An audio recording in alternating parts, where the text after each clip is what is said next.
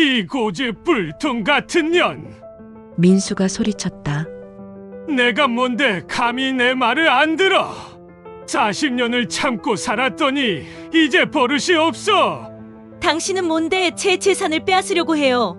빼앗아! 부부 재산은 공동이야! 어디서 말대꾸야!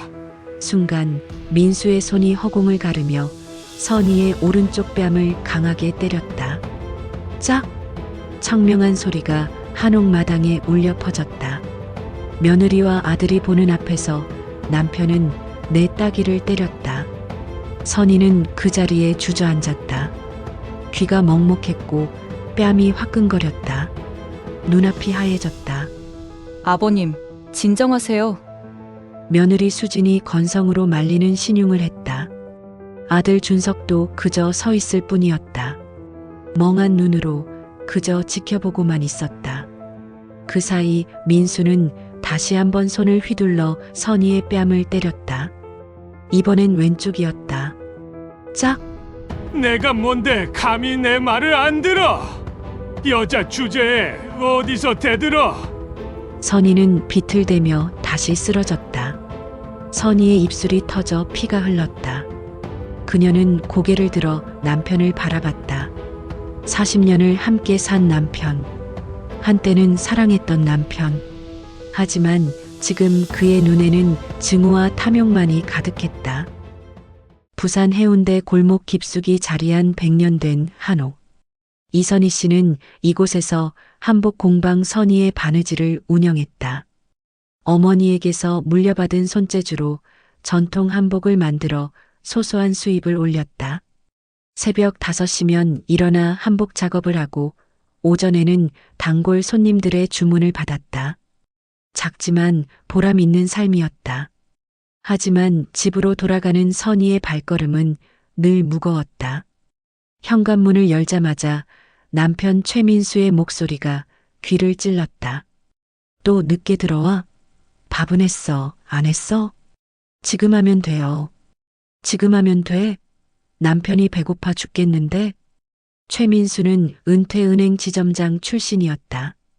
평생 숫자와 재테크, 그리고 권위로 살아온 사람이었다. 그는 식탁에 앉아 신문을 펼치며 명령했다.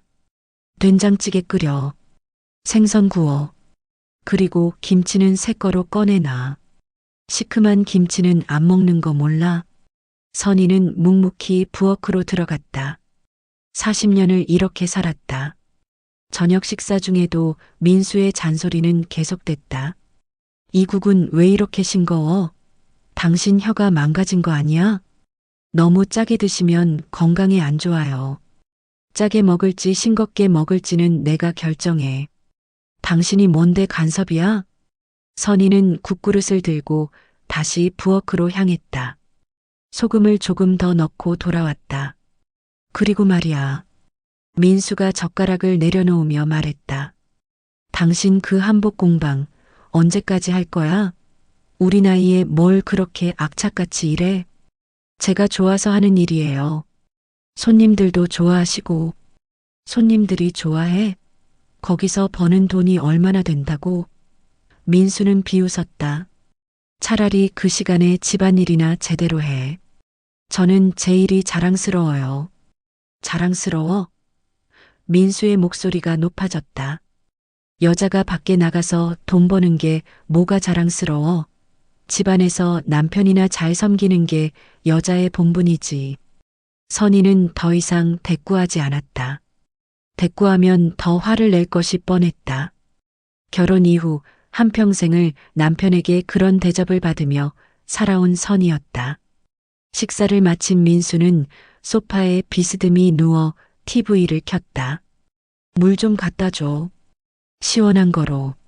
선희가 물을 갖다 주자 그는 한 모금 마시고는 인상을 찌푸렸다.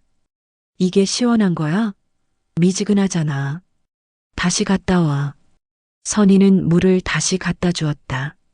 민수는 그제야 만족스러운 표정을 지었다. 며칠 후 선희가 한복 공방에서 늦게 돌아왔다. 중요한 홀레복 주문을 받아 야근을 한 것이었다. 시계는 밤 10시를 가리키고 있었다.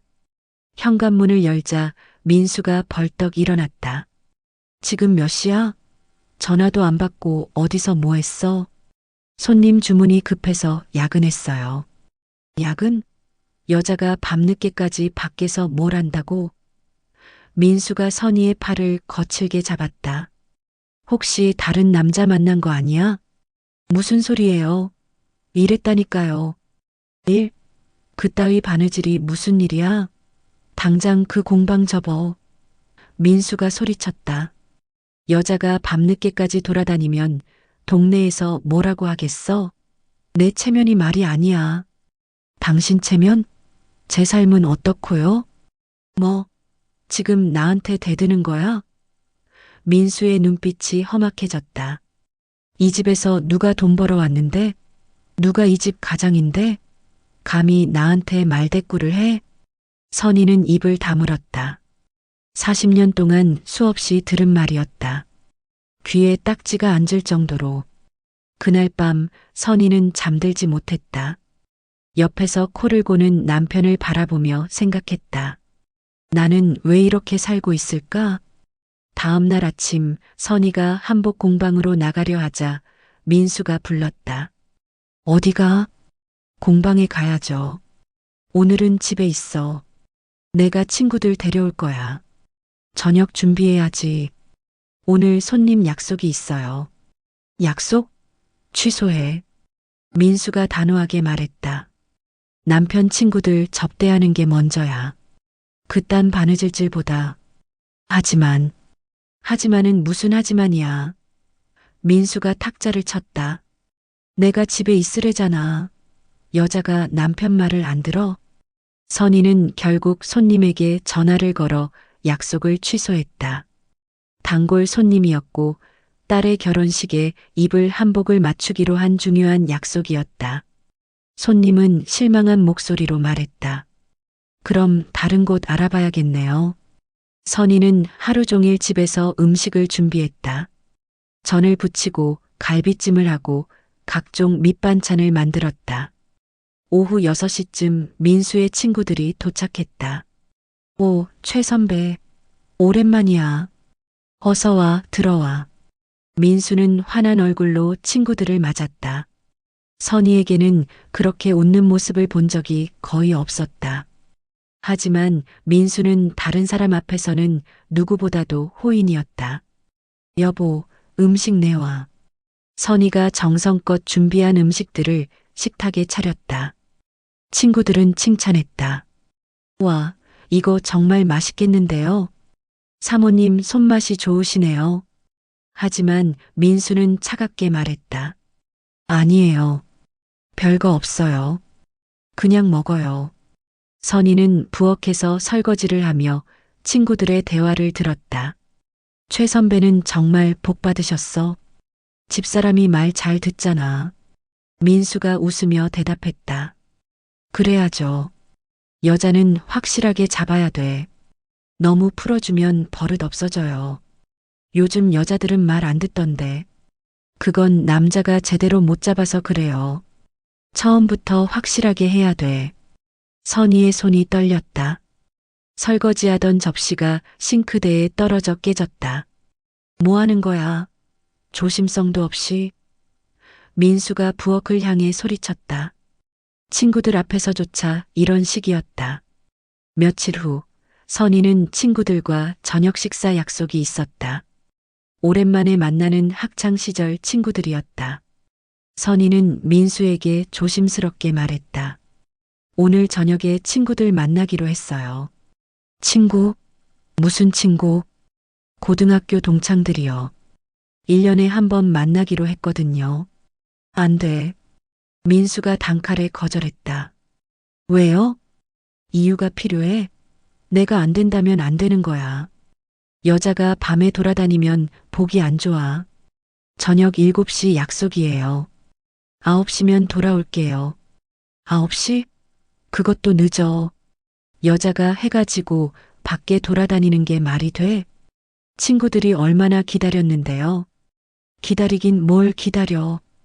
민수가 소리쳤다. 당장 취소해. 남편 저녁이나 챙겨. 선희는 눈물을 참으며 친구들에게 취소 문자를 보냈다. 친구 중 한 명이 전화를 걸어왔다. 선희야, 왜 취소해? 1년 만인데. 미안해. 집에 일이 생겨서. 또 남편 때문이야? 친구의 목소리에 걱정이 묻어났다. 선희야, 넌 너무 참고 살아. 그게 정상이 아니야. 우리 나이라도 요즘 세상에 그렇게 살지 않아. 친구의 안쓰러운 목소리가 마음을 후볐다. 괜찮아. 나중에 보자. 전화를 끊고 선희는 부엌으로 향했다. 민수의 저녁을 준비해야 했다. 그날 밤 식사 중에 민수가 말했다. 그 친구들 다시는 만나지 마. 왜요? 왜긴 뭐가 왜야. 쓸데없는 소리나 들려주고 당신 버릇 나빠지게 만들어. 친구들이 뭘 잘못했어요? 여자들끼리 모이면 남편 욕하기 바쁘잖아. 당신도 나 욕했지? 그런 적 없어요. 없긴 뭐가 없어. 여자들이 다 그렇지 뭐. 민수는 젓가락을 내려놓으며 말했다. 앞으로 내 허락 없이 친구 만나는 거 없어. 알았어? 선희는 대답하지 않았다. 민수가 목소리를 높였다. 알았냐고. 알았어요. 대답을 크게 해. 알았다고요. 선희의 목소리가 떨렸다. 민수는 만족스러운 표정으로 다시 밥을 먹기 시작했다. 이런 일상이 계속되던 어느 날 아들 최준석과 며느리 강수진이 집에 들렀다. 어머니, 안녕하세요. 수진이 밝게 인사했다. 왔니? 손녀 예린도 함께였다. 할머니. 선희는 손녀를 꼭 안아주었다. 예린이는 선희의 유일한 위로였다. 거실에서 민수가 말했다. 준석아, 너희 어머니 좀 설득해봐. 무슨 말씀이세요? 그 한옥 말이야. 이제 슬슬 팔아야 하지 않겠냐? 선희의 표정이 굳었다.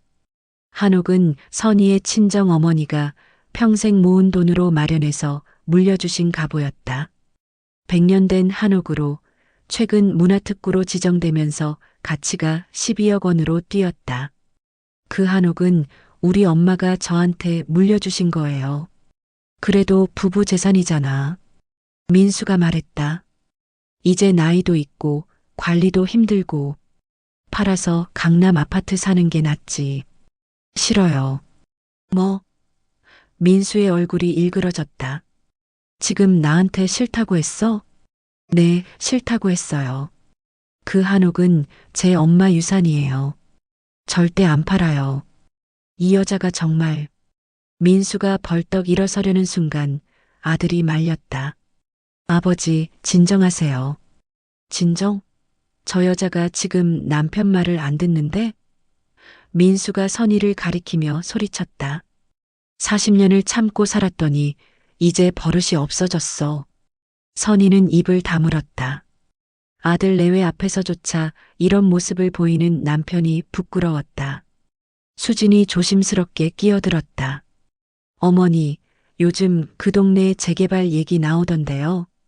지금 팔면 20억도 받을 수 있대요.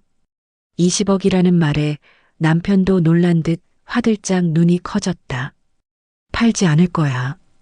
그게 내 마지막 말이야. 민수는 이를 갈았지만 아들 내외 앞에서는 더 이상 소리치지 않았다.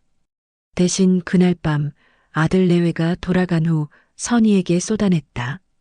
당신 오늘 정말 날 망신 줬어. 제가 뭘 잘못했어요?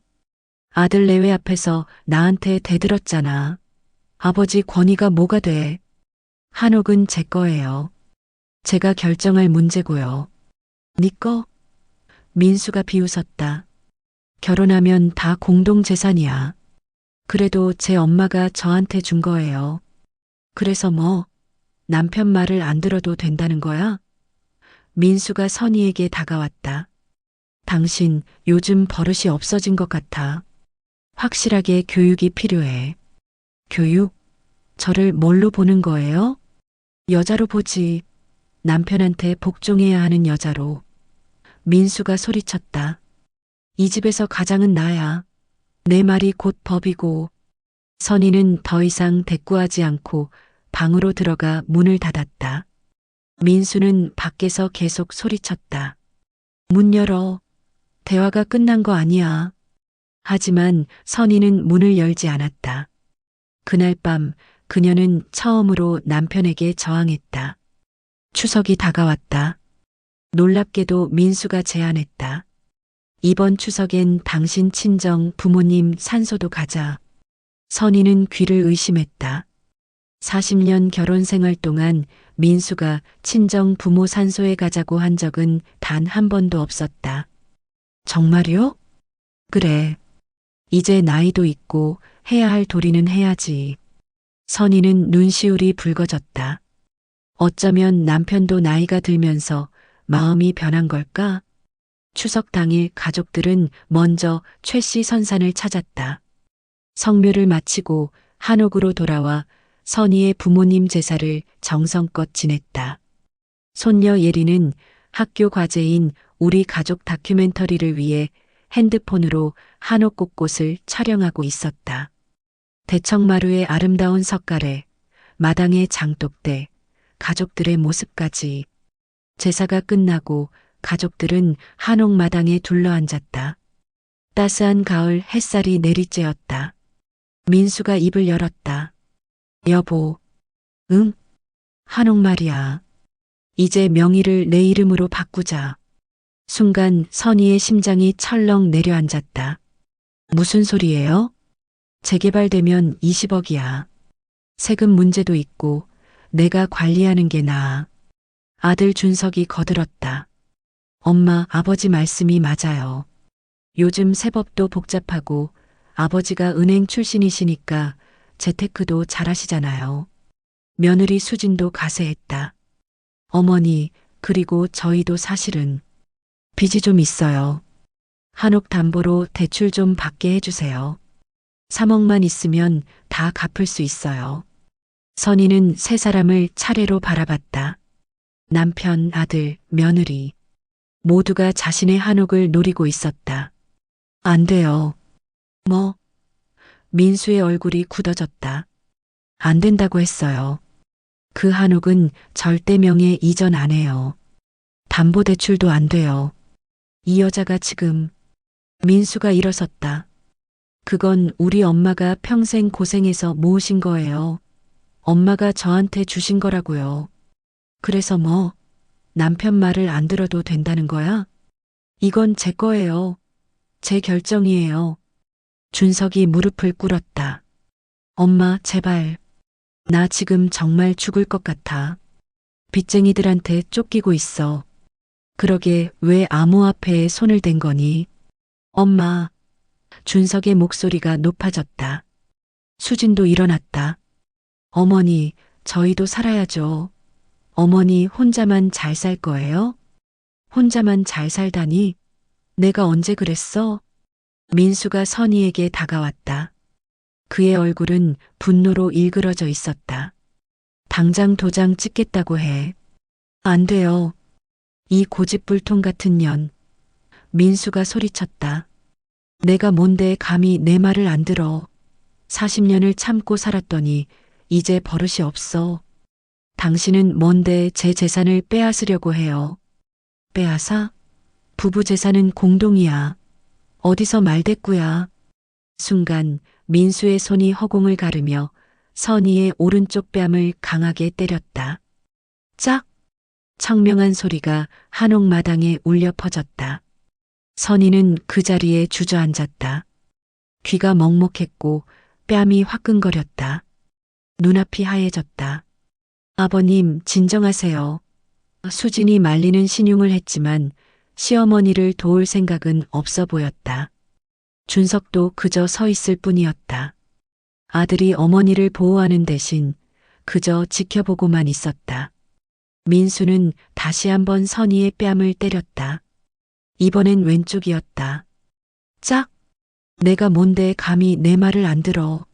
여자 주제에 어디서 대들어. 선희의 입술이 터져 피가 흘렀다. 그녀는 고개를 들어 남편을 바라봤다. 40년을 함께 산 남편. 한때는 사랑했던 남편.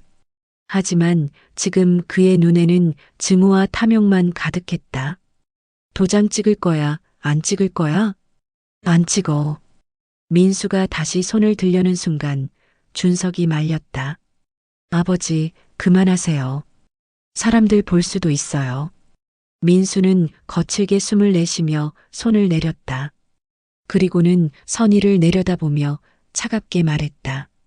좋아. 끝까지 안 찍을 거야? 두고 봐.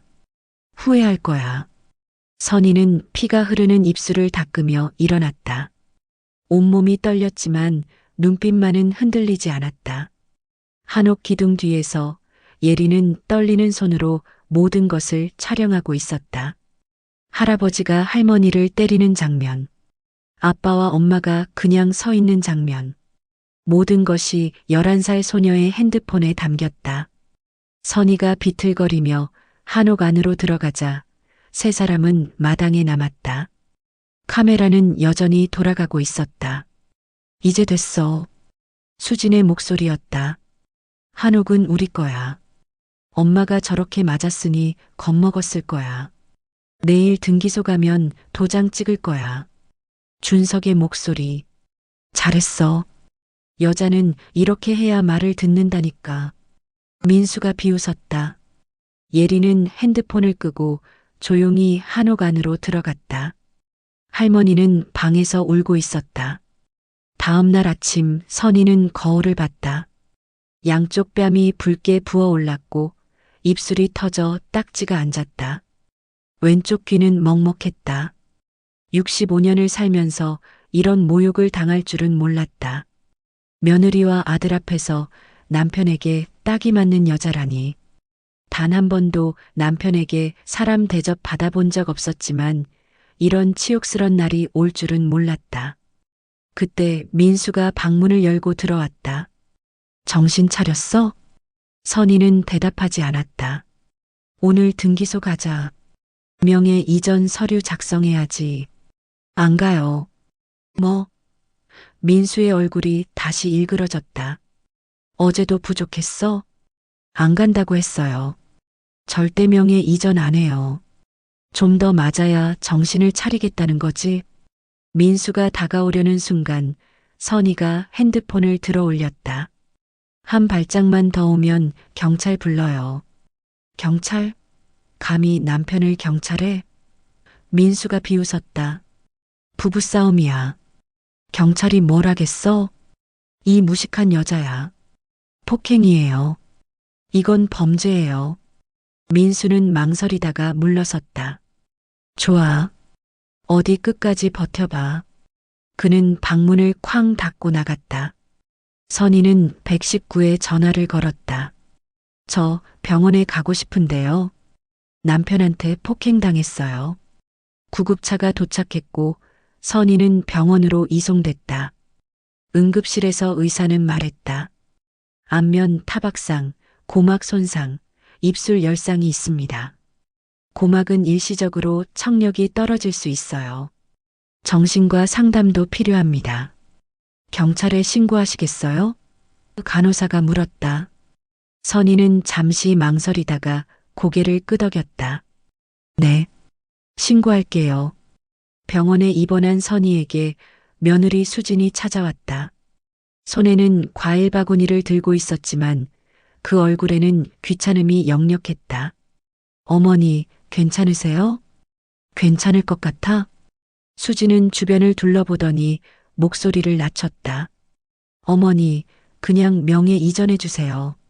아버님도 너무 흥분하신 거예요. 사과하실 거예요. 사과? 선희는 차갑게 웃었다. 사과하면 때린 게 없어지니? 어머니.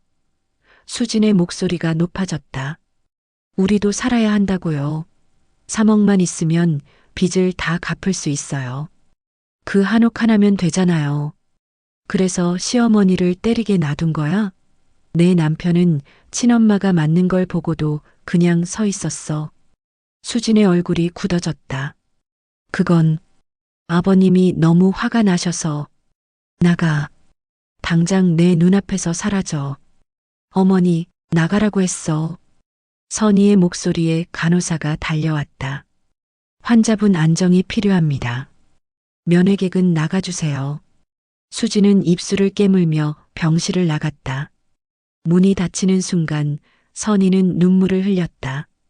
40년을 참고 살았다. 남편의 폭언, 통제, 무시를 견뎠다. 하지만 이제는 더 이상 참을 수 없었다. 그날 저녁 예린이 병실을 찾아왔다. 11살 소녀의 눈에는 눈물이 가득했다. 할머니, 예린아, 어떻게 왔어? 혼자 버스 타고 왔어요. 할머니 보고 싶어서. 선희는 손녀를 꼭 안아주었다. 예린의 몸이 떨리고 있었다. 할머니, 나 무서워요. 할아버지가 왜 그래요? 할머니를 때리면 안 되는 건데. 맞아. 절대 안 되는 거야. 예린은 잠시 망설이다가 핸드폰을 꺼냈다. 할머니, 나 그날 다 찍었어요. 뭐? 학교 과제로 가족 다큐멘터리 찍고 있었는데 할아버지가 할머니 때리는 거, 아빠랑 엄마가 그냥 서 있는 거 다 찍었어요. 예린의 손이 떨리고 있었다. 선희는 핸드폰을 받아들었다. 화면에는 모든 진실이 담겨 있었다. 민수가 선희의 뺨을 때리는 장면. 한 번, 두 번. 명확했다. 준석과 수진이 말없이 서 있는 장면. 어머니를 보호하지 않는 아들. 그리고 가장 결정적인 것은 음성이었다. 이제 됐어. 한옥은 우리 거야. 엄마가 저렇게 맞았으니 겁먹었을 거야. 내일 등기소 가면 도장 찍을 거야. 잘했어. 여자는 이렇게 해야 말을 듣는다니까. 선희는 떨리는 손으로 영상을 끝까지 봤다. 눈물이 흘렀다. 예린아, 할머니 미안해요. 나 어떻게 해야 할지 몰라 영상만 찍었어요. 선희는 손녀를 더 꽉 안아주었다. 예린아, 넌 정말 용감한 아이야. 고마워. 정말 고마워. 할머니, 이제 어떻게 해요? 선희는 창밖을 바라봤다. 해가 지고 있었다. 어둠이 내리고 있었지만 그녀의 마음속에는 이상하게도 빛이 보이기 시작했다. 할머니가 이제 싸울 거야. 제대로. 다음 날 아침 선희는 인터넷으로 변호사를 검색했다. 가정폭력 전문 변호사라는 키워드로 찾았고 한법무법인을 발견했다. 전화를 걸었다. 여보세요. 법무법인 정희입니다. 저 상담 받고 싶은데요. 남편한테 폭행당했어요. 증거가 있으신가요? 네. 영상이 있어요. 폭행 장면이랑 음모 꾸민 대화까지 다 찍혀 있어요. 그렇다면 충분히 승소 가능합니다. 지금 어디 계세요? 부산 해운대에 있는 병원에 입원 중이에요. 제가 오후에 찾아뵙겠습니다. 오후 3시 박지영 변호사가 병실을 찾아왔다. 단정한 인상의 여성 변호사였다. 이선희님 맞으시죠? 네, 와주셔서 감사합니다. 지영은 의자에 앉아 노트북을 꺼냈다. 자세한 상황을 말씀해 주시겠어요? 선희는 처음부터 차근차근 설명했다.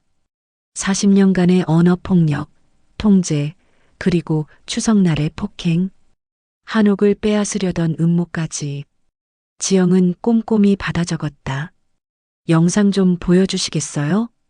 선희는 예린의 핸드폰에서 전송받은 영상을 보여줬다. 지영은 영상을 보며 미간을 찌푸렸다. 이건 명백한 증거네요. 폭행죄는 확실하고 재산 강취 미수로도 고소 가능합니다. 정말요? 네. 그런데 이선희님 각오하셔야 할 게 있어요. 지영의 표정이 진지해졌다. 이 사건이 법정에 가면 가족관계는 완전히 파탄날 거예요.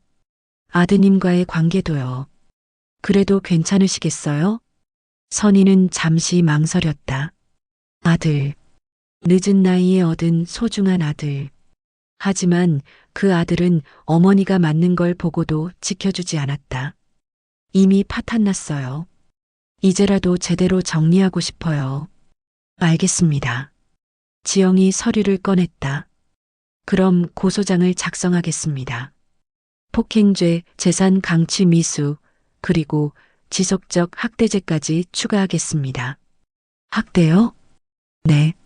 40년간 지속된 언어폭력과 통제도 학대에 해당합니다. 선희는 고개를 끄덕였다. 그리고 한 가지 더. 지영이 말했다. 한옥을 보호하려면 즉시 신탁 처리하는 게 좋겠어요. 만약을 대비해서요. 신탁이요? 네. 신탁하시면 본인 동의 없이는 누구도 그 재산을 건드릴 수 없어요. 그렇게 해주세요. 선희는 위임장에 서명했다. 지영은 그녀의 손을 꼭 잡았다. 용기 내셨어요. 많은 분들이 평생 참고 사는데 이선희님은 정말 용감하세요. 용감한 게 아니에요. 그냥 더 이상 못 참겠어요. 그것도 용기입니다. 제가 끝까지 도와드릴게요. 고소장이 접수되자 경찰이 움직였다. 민수에게 출석 통지서가 날아갔다. 민수는 집에서 출석 통지서를 받아들고 경악했다. 이 여자가 정말 나를 고소했어? 준석도 놀랐다. 아버지, 어떻게 하죠? 당장 병원 가자. 취하시키게 해야지. 하지만 경찰은 이미 선희에게 접근 금지 명령을 내린 상태였다. 민수는 병원에 갈 수도 없었다. 며칠 후 민수는 경찰서에 출두했다. 이선희를 폭행하신 게 사실입니까? 무슨 말씀이세요? 그런 일 없습니다. 정말이세요? 경찰이 재차 물었다. 제가 은행에서 몇십 년을 근무한 사람입니다. 배울 만큼 배운 사람이 그랬겠습니다. 민수는 부인했다. 조사실에서 형사가 영상을 틀었다. 피의자 최민수 씨, 이게 당신 맞습니까? 화면에서 민수가 선희의 뺨을 때리는 장면이 재생됐다. 민수의 얼굴이 창백해졌다. 그건 실수였습니다. 화가 나서 실수로 2번이나 때렸습니까? 아내가 너무 고집을 부려서 버릇을 고칠 겸 그랬던 겁니다. 그게 폭행의 이유가 됩니까? 민수는 말문이 막혔다. 형사는 계속 질문했다. 부인의 한옥을 빼앗으려 한 것도 사실입니까? 빼앗는 게 아니라 명의만 바꾸자고 했습니다. 세상 물정을 모르는 여자거든요. 부인이 거부했는데도 강요했죠? 그건 정말 그 여자가 아는 게 없어서 가족 공동체로서 도움을 주려고 한 것이 뿐입니다. 경찰은 민수의 말에 어처구니가 없어 혀를 찼다. 폭행 후 아드님, 며느리와 나눈 대화도 다 녹음되어 있습니다. 이제 됐다. 한옥은 우리 거다라고 말씀하셨죠? 민수는 더 이상 변명할 수 없었다. 같은 시각 준석과 수진도 별도의 조사실에서 조사를 받았다. 최준석 씨, 아버지가 어머니를 폭행하는 걸 보고도 말리지 않았죠? 저는 너무 놀라서. 하지만 영상을 보면 폭행 후 이제 됐다고 말하는 게 들립니다. 이게 무슨 의미입니까? 준석은 고개를 숙였다. 수진도 마찬가지였다. 윤수진 씨, 시어머니가 폭행당하는 걸 보고도 방조했죠? 그리고 한옥은 우리 거다라고 말했고요. 저는 그냥 상황이 그렇게 된 거예요. 방조도 범죄입니다. 조사가 끝난 후 세 사람은 경찰서 복도에서 마주쳤다. 모두 창백한 얼굴이었다. 아버지, 이제 어떻게 해요? 준석이 떨리는 목소리로 물었다. 당장 병원 가서 취하시켜야지. 접근 금지 명령 나왔잖아요. 그럼 변호사를 쓰든지. 하지만 세 사람 모두 알고 있었다. 증거가 너무 명확했다. 영상에 모든 것이 담겨 있었다. 한 달 후 첫 공판이 열렸다. 선희는 재판장으로 천천히 들어섰다. 고막 손상으로 인한 청력 저하는 회복 중이었지만 마음의 상처는 여전했다. 법정 건너편에는 민수가 앉아 있었다. 그 옆에는 그의 변호사가, 뒤쪽에는 준석과 수진이 방청석에 앉아 있었다. 모두 일어나 주십시오. 재판장이 입장했다. 피고인 최민수, 폭행 및 재산 강취 미수 사건 첫 공판을 시작하겠습니다. 민수의 변호사가 일어섰다. 재판장님, 피고인은 기소 내용을 전면 부인합니다. 이는 단순한 부부 싸움이었을 뿐입니다. 부부 싸움? 박지영 변호사가 반박했다. 재판장님, 피해자는 안면 타박상, 고막 손상, 입술 열상을 입었습니다. 이것이 단순한 부부 싸움입니까? 증거를 제시해 주시기 바랍니다. 지영은 노트북을 열어 영상을 재생했다. 법정의 대형 모니터에 추석날의 장면이 펼쳐졌다. 민수가 선희의 뺨을 때리는 장면. 한 번, 두 번, 탁, 탁 소리까지 선명하게 들렸다. 때리고 나서 비웃는 듯한 그 비열한 표정까지 모두. 방청석에서 탄식이 흘러나왔다. 아들과 며느리가 말없이 서 있는 장면. 그리고 가장 결정적인 대화. 이제 됐어. 한옥은 우리 거야. 엄마가 저렇게 맞았으니 겁먹었을 거야. 내일 등기소 가면 도장 찍을 거야. 잘했어. 여자는 이렇게 해야 말을 듣는다니까. 방청석이 술렁거렸다. 누군가는 분노의 목소리를 냈다. 저게 사람이야? 가족이 저럴 수가. 저런 가족이 실제로 존재한다고? 재판장이 망치를 두드려 정숙을 요구했다. 피고인, 이 영상 속이 당신 맞습니까? 민수는 고개를 숙였다. 맞습니다. 하지만은 없습니다. 명백한 폭행입니다. 지영 변호사가 계속했다. 재판장님, 이 영상은 피해자의 손녀가 우연히 촬영한 것입니다. 11살 아이가 할아버지의 폭행을 목격했습니다. 아이의 심리적 트라우마도 심각합니다. 피해자를 증인으로 신청합니다. 선희가 증인석으로 걸어갔다. 천천히 걷는 선희의 모습에 법정이 숙연해졌다. 선서를 마친 선희는 증인석에 앉았다. 증인, 피고인과 결혼한 지 얼마나 되셨습니까? 40년입니다. 그동안 폭행을 당한 적이 있습니까? 손찌검은 이번이 처음입니다. 하지만 언어폭력은 수없이 많았습니다. 구체적으로 말씀해 주시겠습니까? 선희는 깊은 숨을 들이마셨다. 밥이 맛없다고 그릇을 집어던지는 건 일상이었습니다. 제가 한복 공방을 운영하는 것도 쓸데없는 짓이라며 무시했습니다. 친구 만나는 것도 허락제였고 제 돈을 쓰는 것도 간섭했습니다. 그런데도 참고 사신 겁니까? 네. 가족이니까요. 아들 때문에라도 참아야 한다고 생각했습니다. 그런 증인이 왜 이번에는 고소를 결심하셨습니까? 선희는 민수를 똑바로 바라봤다. 제 재산을 빼앗으려고 저를 폭행했기 때문입니다. 그리고 아들과 며느리까지 가담했다는 걸 알았습니다. 더 이상 참을 수 없었습니다. 방청석에서 준석이 고개를 들었다. 어머니와 눈이 마주쳤지만 선희는 시선을 거두지 않았다. 증인, 그 한옥이라는 게 무엇입니까? 제 친정 어머니가 평생 모아서 저한테 물려주신 100년 된 한옥입니다. 부산 해운대에 있고 현재 시가 12억 원입니다. 피고인은 그 한옥을 어떻게 하려 했습니까? 명의를 자기 이름으로 바꾸라고 강요했습니다. 제가 거절하자 폭행했습니다. 그 한옥은 지금 어떻게 되었나요? 매각했습니다. 방청석이 다시 술렁거렸다. 민수의 얼굴이 붉어졌다. 매각 대금은 어디에 쓰셨습니까? 5억 원은 전통문화장학재단에 기부했습니다.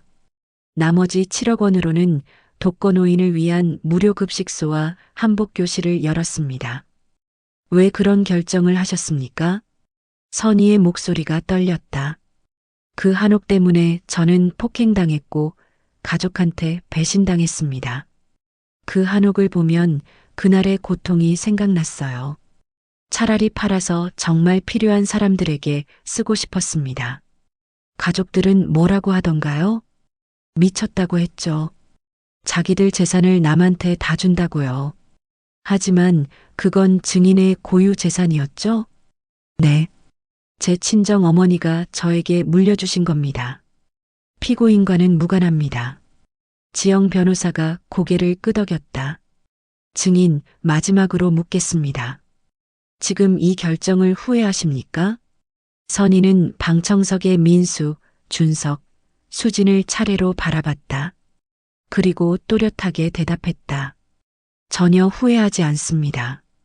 이게 제 인생에서 가장 잘한 선택입니다. 민수의 변호사가 반대 신문을 시작했다.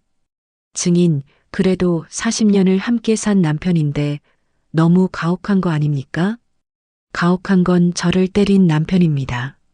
한 번의 실수로 2번 때렸습니다. 그리고 그건 실수가 아니라 계획된 폭력이었습니다. 변호사는 할 말을 잃었다. 다음은 예린을 증인으로 신청할 차례였다.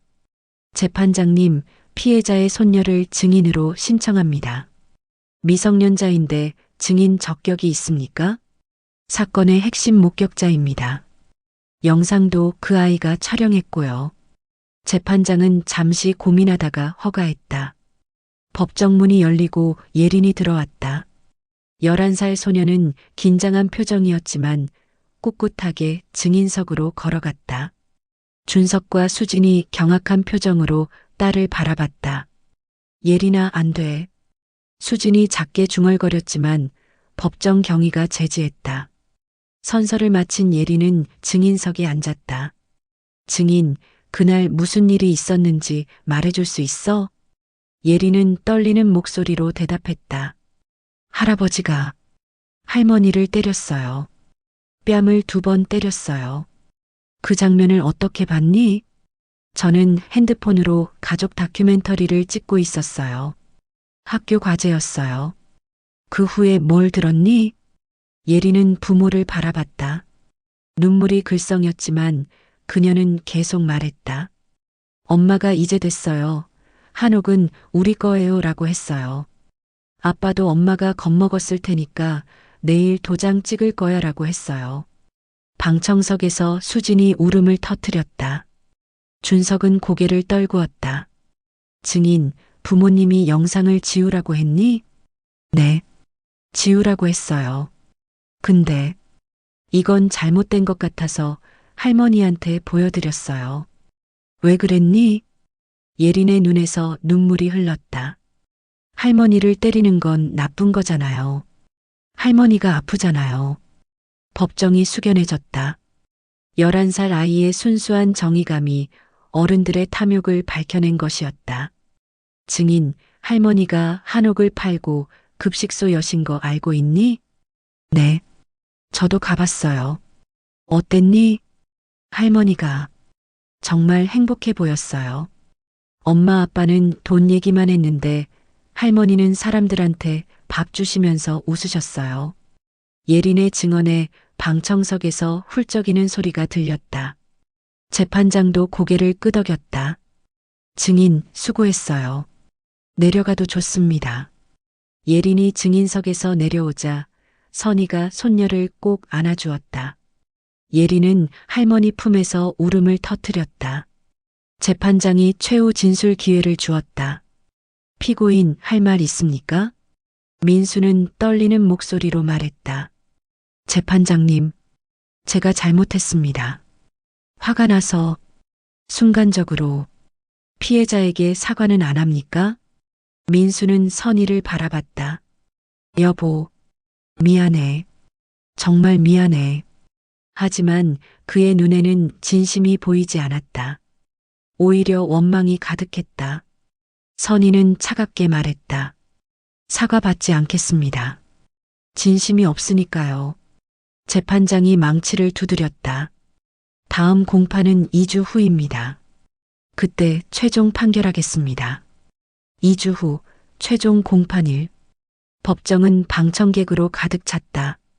언론에서도 관심을 보였다. 추석날 한옥 폭행 사건으로 알려진 이 사건은 사회적 이슈가 되었다. 재판장이 판결문을 펼쳤다. 피고인 최민수는 피해자 이선희를 폭행하여 상해를 입혔고 피해자의 재산을 강취하려 한 사실이 명백합니다. 특히 가족관계를 이용한 범행으로 죄질이 불량합니다. 민수의 얼굴이 창백해졌다. 따라서 피고인 최민수에게 징역 1년 6개월을 선고합니다.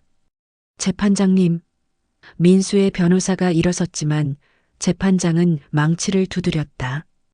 또한 피해자에게 치료비 및 위자료 5천만 원을 배상하라고 명합니다. 방청석에서 준석과 수진이 경악했다. 그리고 피고인 최준석과 강수진은 방조제로 각각 벌금 1천만 원을 선고합니다. 재판장님, 저희는 수진이 일어서려 했지만 법정 경위가 제지했다. 재판장이 마지막으로 말했다. 가족이라는 이름으로 폭력을 정당화할 수 없습니다. 특히 65세 노인을 폭행한 것은 용서받을 수 없는 범죄입니다. 이상으로 판결을 마칩니다. 망치 소리가 법정을 울렸다. 민수는 그 자리에 주저앉았다. 준석은 고개를 감싸쥐었다. 수지는 울음을 터뜨렸다. 선희는 조용히 일어나 법정을 나섰다. 밖에서 지영 변호사가 기다리고 있었다. 축하드립니다. 이선희님, 완전한 승리예요. 감사합니다, 변호사님. 판결이 확정된 후 선희의 삶은 조용하지만 확실하게 변화했다. 민수는 교도소에 수감되었고 준석은 벌금을 내지 못해 신용불량자가 되었다. 수지는 이혼 절차를 밟기 시작했고 예린의 양육권을 두고 법정 다툼이 이어졌다. 선희 또한 이혼 절차를 마쳤다. 40년 결혼 생활이 법원 서류 한 장으로 끝났다. 이혼 판결문을 받아든 날 선희는 묘한 감정을 느꼈다. 슬픔도 있었지만 동시에 해방감도 들었다. 이제 정말 자유로워졌어. 이사도 했다. 큰 집은 이미 정리했고 혼자 살기에 적당한 공간이면 충분했다.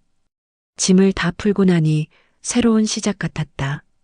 방에는 한복 제작 도구들과 몇 권의 책, 그리고 예린이가 그려준 그림이 전부였다. 창밖을 바라보니 할매들의 쉼터가 보였다. 저곳에서 내일도 배고픈 노인들이 따뜻한 밥을 먹을 것이다. 무료급식소 할매들의 쉼터는 조용히 자리를 잡아갔다. 처음에는 하루 10명 정도였던 방문객이 입소문을 타고 100명, 150명으로 늘어났다. 사장님, 오늘 국 정말 맛있어요. 사장님 덕분에 우리가 삽니다. 에이, 당연한 걸 가지고. 선희의 미소는 진심으로 행복해 보였다. 40년간 남편에게 억눌려 살 때는 볼 수 없었던 표정이었다. 어느 날 50대 여성이 급식소를 찾아왔다. 사장님, 저도 도와드리고 싶어요. 고맙습니다. 근데 왜 갑자기? 저도 사장님처럼 남편한테 폭력 당했었어요. 여성의 목소리가 떨렸다. 근데 용기가 없어서 30년을 참고 살았죠. 사장님 소문 듣고 용기 냈어요. 이혼했어요. 그리고 제가 받을 위자료로 뭔가 의미 있는 일 하고 싶어서요. 선희는 그녀의 손을 꼭 잡았다. 고생 많으셨어요. 여기서 함께 일해요. 그날부터 그 여성은 매일 급식소에 나와 일했다. 그녀만이 아니었다. 가정폭력에서 벗어난 여성들, 이혼 후 새 삶을 시작한 여성들이 하나둘 모여들었다. 할매들의 쉼터는 단순한 급식소가 아니었다. 상처받은 사람들이 서로를 위로하고 새로운 삶을 시작하는 공간이 되었다. 어느 날 선희에게 한 통의 편지가 도착했다. 발신인은 준석이었다. 편지를 열어보니 아들의 필체가 보였다. 엄마, 미안해요. 정말 미안해요. 나는 엄마를 지켜야 했는데 돈에 눈이 멀어서 아버지가 엄마를 때리는 걸 보고도 막지 못했어요. 지금 와서 생각하니 내가 얼마나 나쁜 아들이었는지 알겠어요. 수진이는 나랑 이혼했어요. 예린이 양육권도 수진이가 가져갔어요. 수진이는 나를 엄마도 못 지킨 남자라고 했어요. 나는 지금 빚에 쪼들리고 회사에서도 잘렸어요. 신용불량자가 돼서 아무것도 할 수 없어요. 이게 다 내가 받아야 할 벌이라고 생각해요.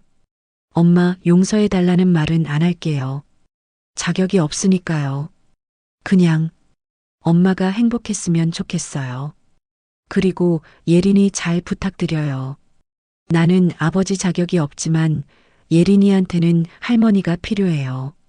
엄마의 아들, 준석 올림. 선희는 편지를 읽으며 눈물을 흘렸다.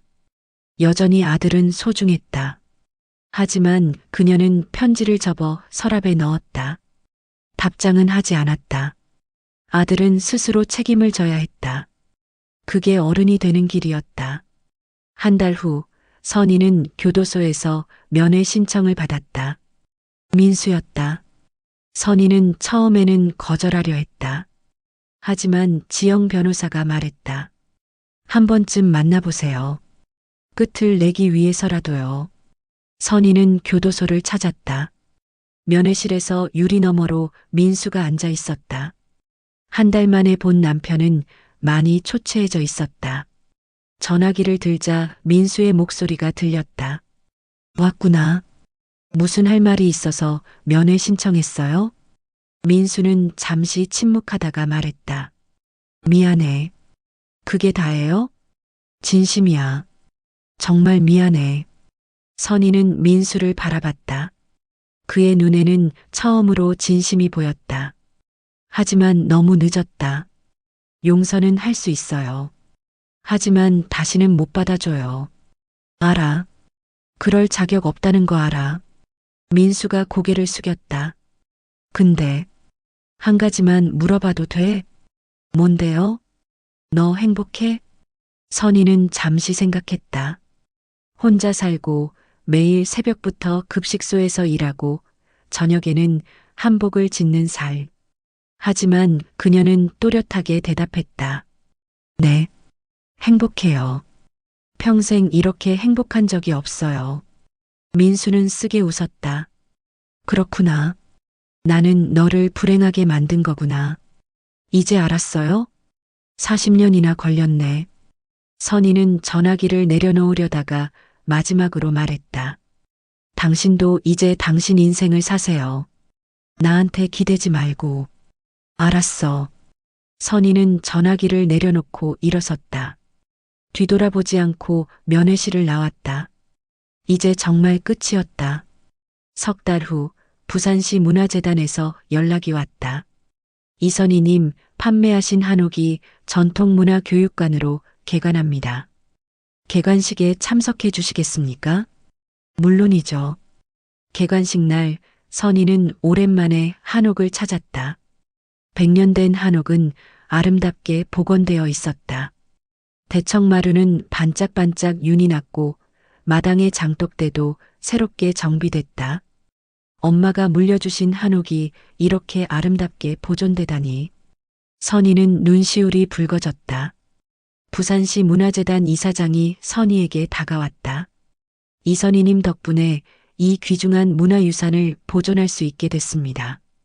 감사합니다. 그리고 놀라운 제안이 이어졌다. 이선희님을 이 교육관의 명예 강사로 모시고 싶습니다. 한복 제작 강좌를 맡아주시겠습니까? 선희는 깜짝 놀랐다. 제가 그럴 수 있을까요? 물론입니다. 선희님은 전통 한복의 명인이십니다. 그 기술을 후대에 전수해 주세요. 선희는 감격해서 고개를 끄덕였다. 며칠 후 선희는 한옥교육관에서 첫 강의를 시작했다. 수강생은 15명. 한복에 관심 있는 중년 여성들과 젊은이들이 모였다. 안녕하세요. 저는 이선희입니다. 오늘부터 여러분과 함께 전통 한복을 배우게 됐습니다. 선희는 한복천을 펼쳐 보이며 설명했다. 한복은 단순히 옷이 아닙니다. 우리 선조들의 미의식이 담긴 문화유산이죠. 이 곡선을 보세요. 자연스럽고 아름답죠? 수강생들이 고개를 끄덕였다. 바느질을 가르치는 동안 선희는 진정으로 행복했다. 손목은 예전 같지 않았지만 그래도 바늘을 잡을 수 있었다. 그것만으로도 감사했다. 강의가 끝난 후 한 중년 여성이 다가왔다. 선생님, 선생님 소문 들었어요. 정말 존경스러워요. 고마워요. 저도 남편한테 30년을 참고 살았어요. 근데 선생님 이야기 듣고 용기 냈어요. 이혼 준비 중이에요. 선희는 여성의 손을 잡았다. 잘하셨어요. 늦지 않았어요. 우리 나이에도 새로운 시작을 할 수 있어요. 여성은 눈물을 흘렸다. 어느 토요일 오후 예린이 급식소를 찾아왔다. 할머니, 예린아, 어떻게 왔어? 할머니 보고 싶어서요. 그리고 봉사하려고요. 예린은 앞치마를 두르고 선희를 도왔다. 함께 밥을 퍼고 설거지를 하고 어르신들과 이야기를 나눴다. 저녁이 되자 선희와 예린은 함께 원룸으로 돌아왔다. 할머니, 여기 좁지 않아요? 괜찮아. 혼자 살기에 딱 좋아. 할머니, 나중에 낳 커서 크게 성공하면 할머니한테 큰 집 사드릴 거예요. 선희는 손녀의 머리를 쓰다듬었다. 예린아, 할머니는 이 작은 방으로도 충분해. 중요한 건 집의 크기가 아니라 마음의 평화거든. 마음의 평화요? 응. 할머니는 지금 마음이 정말 평화로워. 아무도 할머니를 무시하지 않고, 아무도 할머니를 때리지 않고, 할머니가 하고 싶은 일을 할 수 있거든. 예린은 할머니를 꼭 안았다. 할머니, 저도 나중에 할머니처럼 살고 싶어요. 넌 할 수 있어. 우리 예린이는 똑똑하고 용감하니까. 그날 밤 예린은 할머니 옆에서 잠들었다. 선희는 손녀의 평화로운 얼굴을 바라보며 생각했다. 이 아이만큼은 나처럼 참고 살지 않기를. 이 아이만큼은 자신을 소중히 여기며 살기를. 1년이 흘렀다. 할매들의 쉼터는 이제 하루 200명이 넘는 노인들이 찾는 곳이 되었다. 자원봉사자도 30명으로 늘어났다. 후원금도 조금씩 들어왔다. 선희의 이야기를 들은 사람들이 십시일반으로 돈을 모아보냈다. 선희는 그 돈으로 두 번째 급식소를 열기로 했다. 부산 서면에 작은 공간을 임대했다. 사장님, 힘들지 않으세요? 자원봉사자가 물었다. 아니요. 선희는 웃으며 대답했다. 이게 제 일이에요. 제가 하고 싶었던 일이고요. 한옥교육관 강의도 계속됐다. 수강생들은 선희의 손끝에서 나오는 아름다운 한복을 보며 감탄했다. 선생님, 어떻게 이렇게 정교하게 만드세요? 연습이에요. 50년을 바느질했으니까요. 50년이요? 네. 결혼하고도 계속 바느질했어요. 남편은 쓸데없다고 했지만 저는 포기하지 않았어요. 그게 제 유일한 낙이었거든요. 수강생들은 숙연해졌다. 선희의 삶이 얼마나 힘들었을지 짐작할 수 있었다. 2년이 지났다. 선희는 이제 67세가 되었다. 하지만 그녀는 여전히 활기찼다. 새벽 5시면 일어나 급식소로 향했다. 밥을 짓고 국을 끓이고 반찬을 준비했다. 오전 10시부터는 노인들이 찾아왔다. 선희는 한 분 한 분에게 따뜻한 밥을 대접했다. 많이 드세요. 오늘은 갈비탕이에요. 사장님 고맙습니다. 덕분에 잘 먹고 삽니다. 오후에는 한옥교육관으로 향했다. 수강생들에게 한복 만드는 법을 가르쳤다. 저녁에는 원룸으로 돌아와 혼자만의 시간을 가졌다. 책을 읽거나 한복을 짓거나 때로는 그냥 창밖을 바라봤다. 조용했지만 평화로운 삶이었다. 어느 봄날 예린이가 중요한 소식을 들고 찾아왔다. 할머니, 저 사회복지학과 합격했어요. 정말 축하한다. 우리 예린이. 할머니처럼 어려운 사람들 돕고 싶어요. 선희는 손녀를 꼭 안아주었다. 눈물이 흘렀다. 넌 정말 훌륭한 아이야. 할머니 덕분이에요. 할머니가 보여주셨잖아요. 용기 있게 사는 모습을요. 예린아, 넌 이미 용감했어. 11살에 진실을 밝힌 거잖아. 그때 정말 무서웠어요. 근데 할머니가 맞는 걸 보니까 이건 잘못됐다는 생각이 들었어요. 선희는 손녀의 머리를 쓰다듬었다. 예린아, 넌 언제나 옳은 걸 선택할 줄 아는 아이야. 할머니가 자랑스러워. 그날 저녁 선희는 원룸 창가에 앉아 일기를 썼다. 2028년 3월 15일. 오늘 예린이가 대학에 합격했다. 사회복지학과라니 정말 자랑스럽다. 5년 전 추석날 뺨을 맞았을 때는 세상이 끝난 줄 알았다. 하지만 지금 돌아보니 그날이 새로운 시작이었다. 나는 40년간 남의 인생을 살았다. 남편의 아내로, 아들의 엄마로. 하지만 지금은 이선희로 산다. 가진 건 많지 않다. 작은 원룸, 낡은 한복도구, 그리고 매일 찾아오는 노인들. 하지만 나는 행복하다. 진짜 나로 살 수 있어서. 누구의 눈치도 보지 않고, 누구에게도 맞지 않고, 내가 하고 싶은 일을 할 수 있어서. 뺨을 맞았지만 존엄을 찾았다. 그것으로 충분하다. 선희는 일기장을 덮고 창밖을 바라봤다. 봄바람이 불어왔다. 새로운 계절이 시작되고 있었다. 그녀의 인생도 마찬가지였다. 67세에 맞이하는 봄. 늦었지만 아름다운 봄이었다. 멀리 할매들의 쉼터 불빛이 보였다. 내일도 저곳에서 배고픈 노인들이 밥을 먹을 것이다. 선희는 미소 지으며 중얼거렸다. 내일도 좋은 하루가 될 거야. 그로부터 몇 년이 더 흘렀다. 선희는 70세가 되었지만 여전히 급식소와 교육관을 오가며 바쁜 삶을 살고 있었다. 할매들의 쉼터는 이제 부산에 4개의 지점이 생겼다. 모두 후원금과 자원봉사자들의 도움으로 운영되었다. 한옥교육관에서는 선희의 제자들이 배출되기 시작했다. 그들은 선희에게 배운 한복 제작 기술을 이어받아 각자의 공방을 열었다. 선생님 덕분에 제 인생이 바뀌었어요. 아니야. 내가 노력한 거지. 선생님이 가르쳐 주신 건 한복만이 아니었어요. 용기도 가르쳐 주셨어요. 선희는 제자들을 보며 뿌듯해했다. 어느 가을날 선희는 예린과 함께 한옥마당에 앉아 있었다. 예린은 이제 대학생이 되었고 방학을 맞아 할머니를 찾아왔다. 할머니, 학교에서 가정폭력 관련 프로젝트 하고 있어요. 그래. 어떤 거?